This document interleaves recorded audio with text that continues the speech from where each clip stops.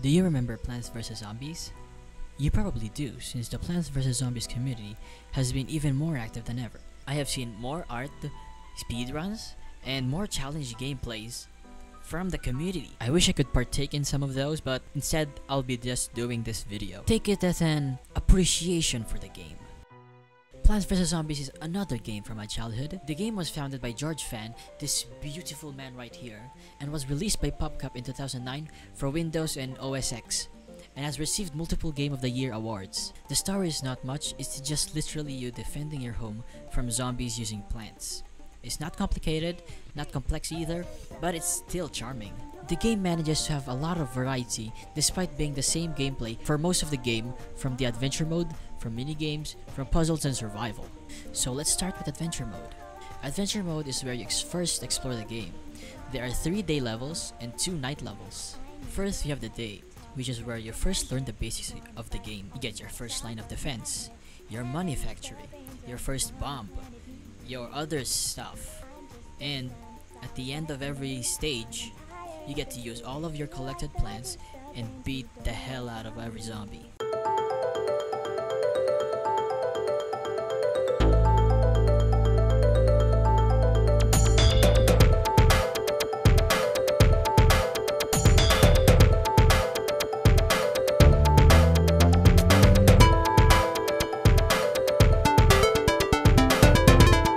And after that, it's over. And now, the next stage is the day but night, the night level. You'll notice that fighting zombies at night is different than in the day. For one, you won't get any sun falling from the sky. You can still get sun from sunflowers though.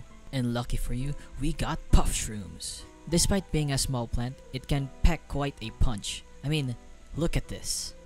And that's it. Until you get your sun producing plant for the night, it's pretty much the same all throughout. I could tell you more of the stages, but I'm too lazy to make the video even 10 minutes long, so you'll have to play it if you haven't already, which I doubt you haven't. I may not talk about every stage, but I will talk about the final level of adventure mode. The final level is by far one of the best parts of the game. I've said earlier that every time you reach the end of a stage, it rewards you with the final fight using all of your collected plants. But this time, it gives you the probably one of the most iconic boss fights of all time, Dr. Zomboss.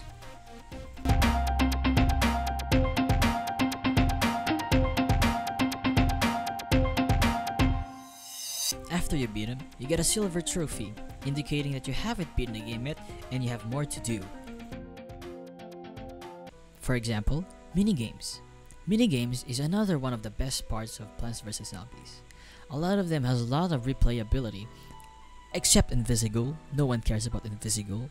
My 3 favorite Plants vs. Zombies games are It's Raining Seeds, because it's so unpredictable and it's so fun, Dr. Zomboss Revenge, which you've just seen earlier, and Zombie Nimble Zombie Quick, which I always try to speed up more. The next one is Puzzle, and half the games here are not fun. I'm looking at Phasebreaker, because it sucks. Phasebreaker is not fun, except for iZombie, which is where you are the zombie in this situation, and you have to plan out how you're going to get inside the house. Good game, 10 out of 10. And then there's Survival, where you